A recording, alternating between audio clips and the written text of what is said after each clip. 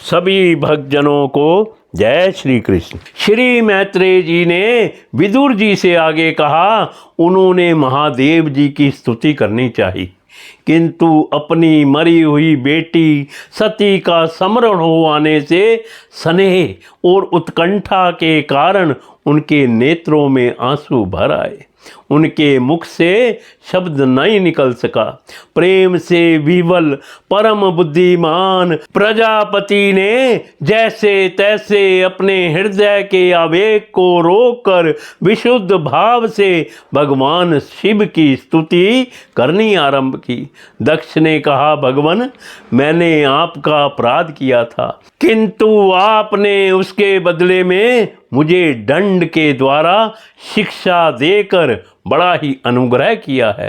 अहो, आप और श्री हरि तो आचारहीन नाम मात्र के ब्राह्मणों की भी अपेक्षा नहीं करते, फिर हम जैसे यज्ञ यज्ञादि करने वालों को क्यों भूलेंगे।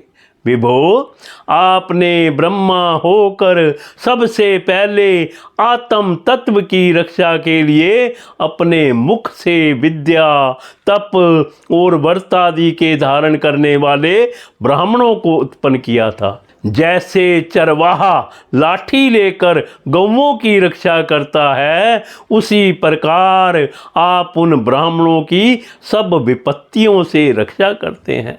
मैं आपके तत्व को नहीं जानता था, इसी से मैंने भरी सभा में आपको अपने बाग बाणों से बेधा था, किंतु आपने मेरे उस अपराध का कोई विचार नहीं किया।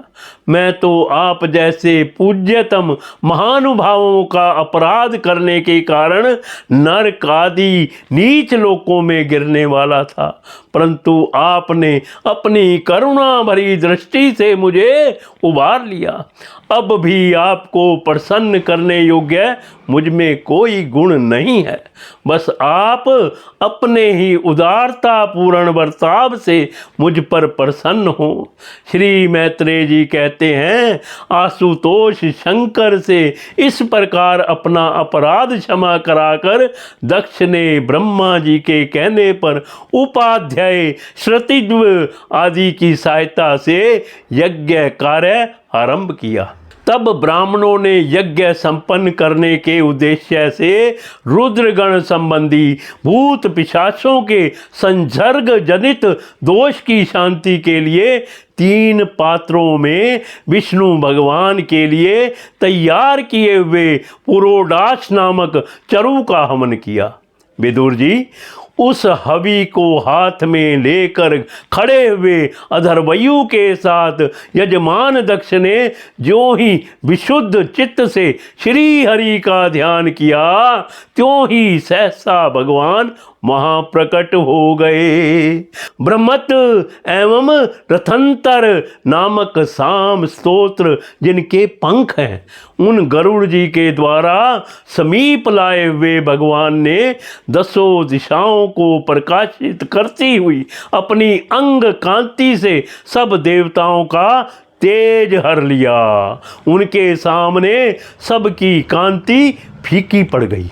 उनका श्याम वर्ण था, कमर में स्वर्ण की करधनी तथा पीताम्बर सुशोभित थे। सिर पर सूर्य के समान देदीप्यमान मुकुट था। मुख कमल भंवरों के समान नीली अलकावली और कांतिमय कुंडलों से शोभायमान था। उनके स्वर्णमय आभूषणों से विभूषित 8 भुजाएं थी, जो भक्तों की रक्षा के लिए सदा उद्यत रहती हैं।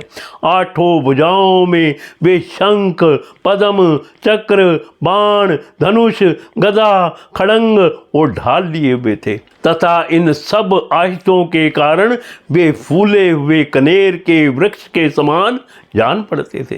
प्रभु के हृदय में श्री वत्स का चिन्ह था और सुंदर वनमाला सुशोभित थी। वे अपने उदार हास और लीलामय कटाक्ष से सारे संसार को आनंद मगन कर रहे थे।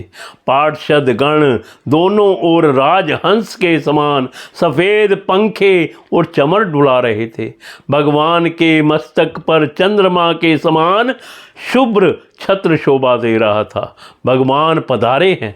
यह देखकर इंद्र, ब्रह्मा और महादेव जी आदि देवेश्वरों सहित समस्त देवता, गंधर्व और ऋषि आदि ने सहसा खड़े होकर उन्हें प्रणाम किया।